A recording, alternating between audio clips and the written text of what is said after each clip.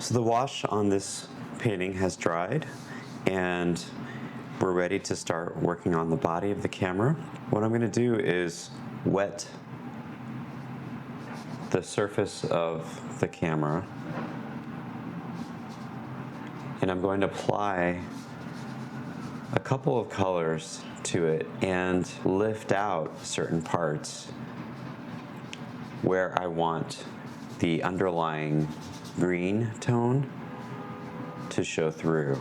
There's one spot here that I marked with my pencil that I want to leave untouched by the water, and it's this part down here because I want there to be a pretty bright reflection from the table that it's sitting on.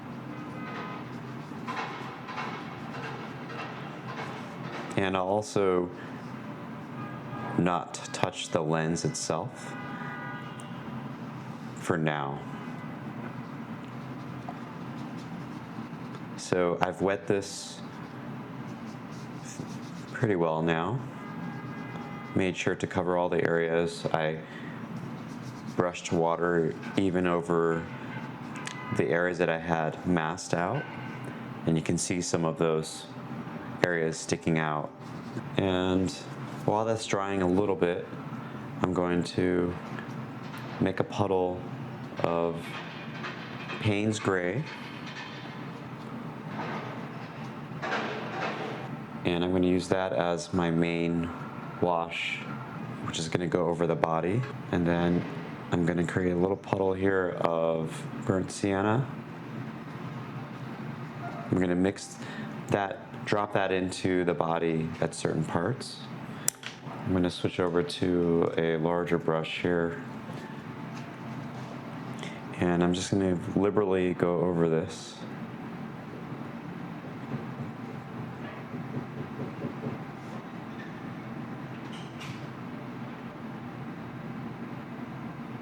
And you might think, well, I'm just covering up everything. Why am I doing that? Well, watercolor dries lighter than you expect. So even though I'm covering a good amount up, when it dries, it actually won't be as drastic as you might think. But also, while it's still a little wet, I'm going to lift out certain areas.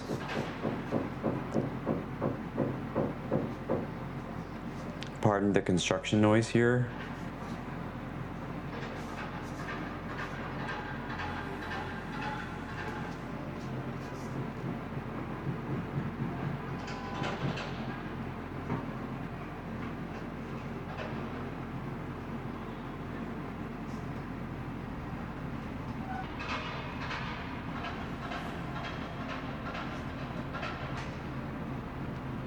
Touching up some of these areas where I went outside of the body a little bit. And then I'm going to go back in with the smaller brush and actually lift out some of the areas that I don't want to be completely covered in this Payne's gray. For example, the dial here.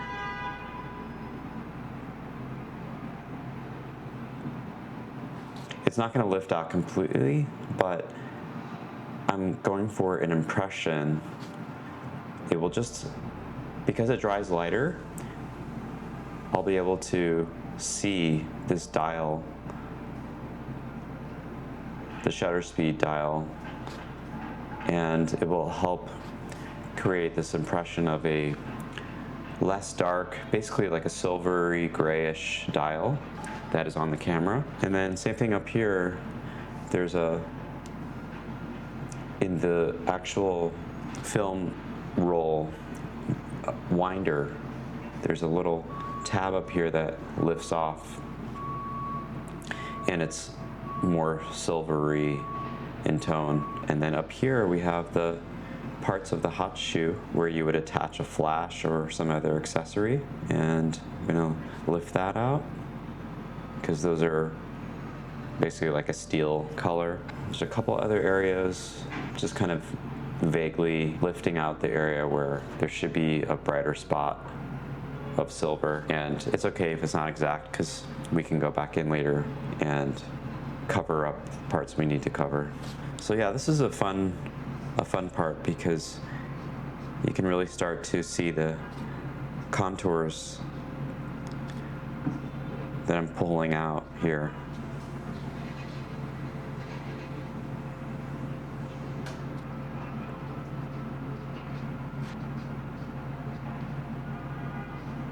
And this is all just from lifting. When I lift this layer, it's actually exposing the dried green layer underneath. So this is a fun way to play around with layers and glazing. So you're starting to see the ghostly outlines and features of this camera come out as I lift out these lines.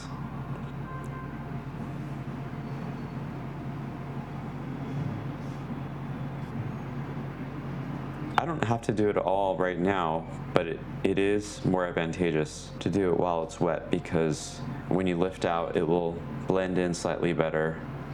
You can see that there are some lines forming here, but that's okay, because I'm actually going to go back over a lot of these edges anyway, again, with another layer of Payne's gray. For now, I'm just putting down this initial layer of Payne's gray and then lifting out certain areas that are obviously shiny, but they're not as shiny as, they shouldn't be as shiny as like as the white of the paper. These areas that are under the liquid mask will become the shiniest parts.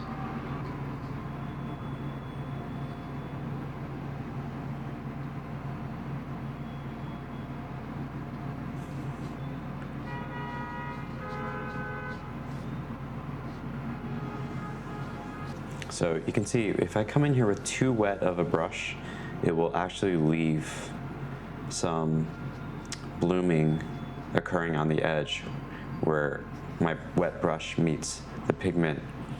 And sometimes that's desirable, sometimes it's not.